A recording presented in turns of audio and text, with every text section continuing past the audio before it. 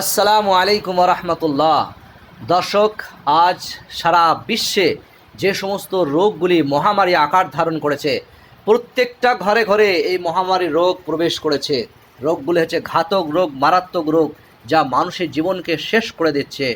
রোগগুলি হচ্ছে আপনার হৃদরোগ, উচ্চ রক্তচাপ, ডায়াবেটিস এবং ফ্যাটি লিভার ডিজিজ। এই সব রোগগুলো হচ্ছে মারাত্মক এবং ঘাতক রোগ, যা মানুষের জীবনকে শেষ করে দেয়।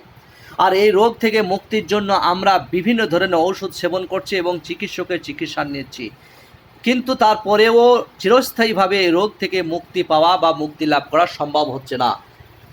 দর্শক, আমি একজন হোমিওপ্যাথি চিকিৎসক হিসাবে আমার জানা মতে বা দেখা মতে এই রোগ থেকে মুক্তির জন্য যারাই শুধু ঔষধের ওপরে নির্ভরশীল হয়েছেন, তারা কিন্তু এই রোগ থেকে মুক্তি লাভ করেননি, এটা আমার জানা মতে। আপনারা যদি কেউ এই ধরনের রোগ থেকে শুধু ঔষধের উপরে নির্ভরশীল হয়ে মুক্তি লাভ করেছেন, তাহলে অবশ্যই কমেন্টে জানাবেন।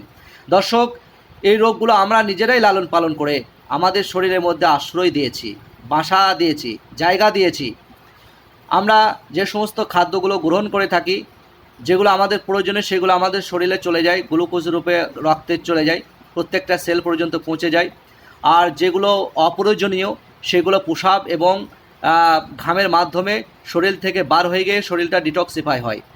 যখন আমরা অতিরিক্তভাবে ভুল খাদ্য গ্রহণ করে থাকি, এতে করে আমাদের শরীরের মধ্যে অতিরিক্ত টক্সিন জমা হয়।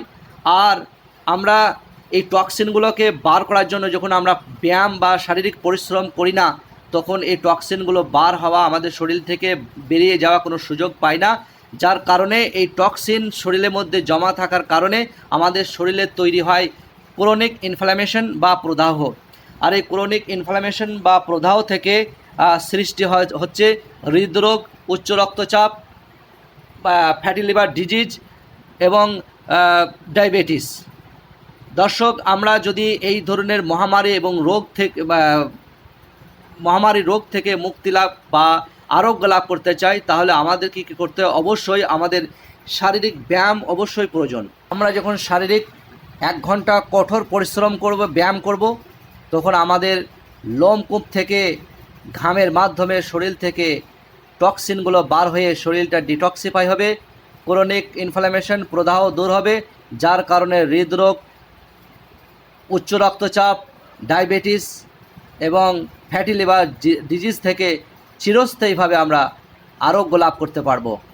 আসসালামু আলাইকুম ওয়া রাহমাতুল্লাহি ওয়া বারাকাতুহু।